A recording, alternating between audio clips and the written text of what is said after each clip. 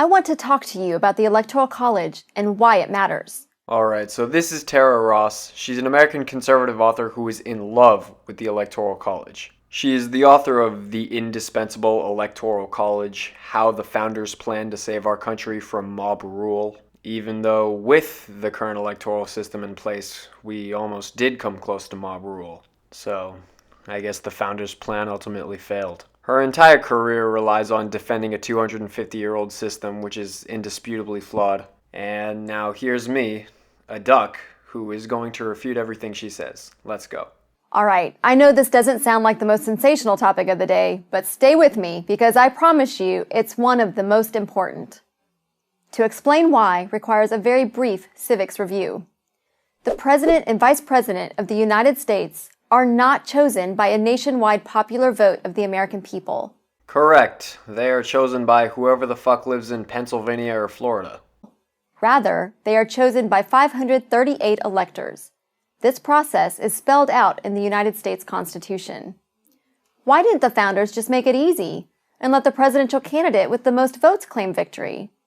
Why did they create, and why do we continue to need this electoral college? I love how conservatives always feel the need to bring up founding fathers this and Constitution that. I mean, it's not surprising though, really. They intended for a nation that was good to people who looked like her. But not even that's entirely true. Tara, the founders didn't want you to vote. If you think the founders are so great at creating voting systems, then do us all a favor and skip going to the polls next election. Obviously that was a joke, guys. Calm down. The founders had no intention of creating a pure majority rule democracy.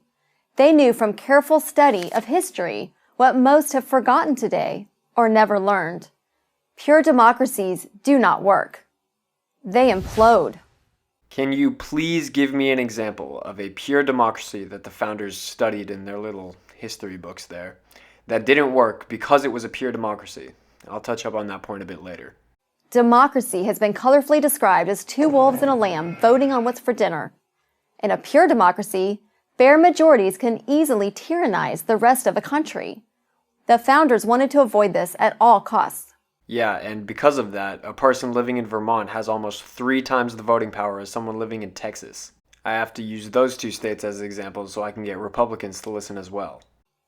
This is why we have 3 branches of government: executive, legislative, and judicial.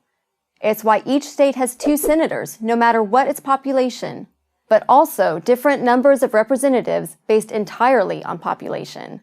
Yeah, liberals, since you want fairness so badly, we give you the House of Representatives. There's absolutely no way we can fuck this one up now, is there? She then goes on to talk about how you don't actually vote for the president, but instead you vote for the state's electors and blah blah blah. I'm going to skip all of this. Why is this so important? Because the system encourages coalition building and national campaigning. In order to win, a candidate must have the support of many different types of voters from various parts of the country. Winning only the South or the Midwest is not good enough. You cannot win 270 electoral votes if only one part of the country is supporting you. But if winning were only about getting the most votes, a candidate might concentrate all of his efforts in the biggest cities or the biggest states. Why would that candidate care about what people in West Virginia or Iowa or Montana think? Now, this is a point that is commonly brought up by defenders of the Electoral College. You can't do a national popular vote, or else the candidates would only focus on the big cities and the big states. But here's the thing. This is already somewhat happening. They may not be the biggest states in the country, but there is no doubt that candidates focus their attention towards particular states in the country. During the 2020 United States presidential election between Joe Biden and Donald Trump, the candidates' campaigns made a total of 212 visits to only 17 states. That's less than 3/8 of all the states in America. The visits were extremely disproportional as well. Out of those 212 visits, 78 of them were to either, you guessed it, Pennsylvania or Florida. Since the beginning of presidential elections in the United States, there has never been a candidate to win the presidency while losing both Pennsylvania and Florida. Every president has either won both or one out of the 2. So therefore, the candidates focused 3/8 of their visits towards these 2 states alone. And these 2 states were the second and third biggest of the bunch. So much for the little guys, I guess. And now on to cities. Claiming that a candidate would only focus on big cities is a very vague statement, and being vague is not a new thing for PragerU.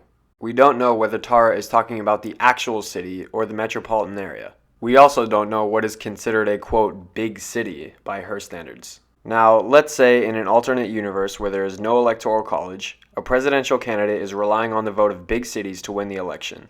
And let's say that in 2 months, the candidate campaigned in the 25 most populous cities in America. And assume everyone loved what they say and they secured the vote of everyone in those cities. Well, that candidate just reached 15 states and only secured 1/9 of the population. And that's also assuming everyone in those cities can vote and there aren't any sneaky suppression tactics. Or blatant suppression tactics, rather. Tara then talks about how George W. Bush actually won the election because he managed to flip West Virginia, and how political parties can't ignore states, and then hypocritically said that every vote matters and whatnot. And then she comes out with this extremely flaming take. The Electoral College also makes it harder to steal elections. Votes must be stolen in the right state in order to change the outcome of the Electoral College. With so many swing states, this is hard to predict and hard to do. But without the Electoral College, any vote stolen in any precinct in the country could affect the national outcome, even if that vote was easily stolen in the bluest California precinct or the reddest Texas one. This right here is not a problem. The only people who think stealing votes and election fraud in general is this massive problem in America are Republicans when they lose. Hell, even Republicans when they win. I mean, this video was in 2015, so I guess PragerU just didn't know the dangers of spreading false narratives that elections can be stolen. I take that last point back. They do know, they just don't give a fuck. Now that the video's done, I would like to clearly point out the main reason why people on the right are so eager to keep the Electoral College. Since 1988, there have been 8 presidential elections in America. Out of those 8 elections, a Republican has won the popular vote once. And yet there was a total of 12 years with a Republican president. 3 of the 9 Supreme Court justices have been appointed by a president who didn't win the popular vote. The Electoral College saves Republicans' asses every single election. Like, do you know how much less stressful this last election would have been if we just did a national popular vote? Even if the big cities thing were true and they had a majority of the population in them, not all cities are a monolith. Sure, the biggest cities may tend to vote Democratic, but the percentages waver every year. And the candidates are already doing a similar thing and only focusing on certain states. No one cared about either candidate's solutions to the California wildfires because we already knew how California was going to vote. The United States is considered to be the world's oldest democracy, followed by Switzerland 70 years later. So I don't really know what Tara was getting at when she said that the founders learned that direct democracies don't work by studying history. I mean, even if we did get rid of the Electoral College, we still wouldn't be a direct democracy. We would still have the Senate. Senate flaws are for a different video.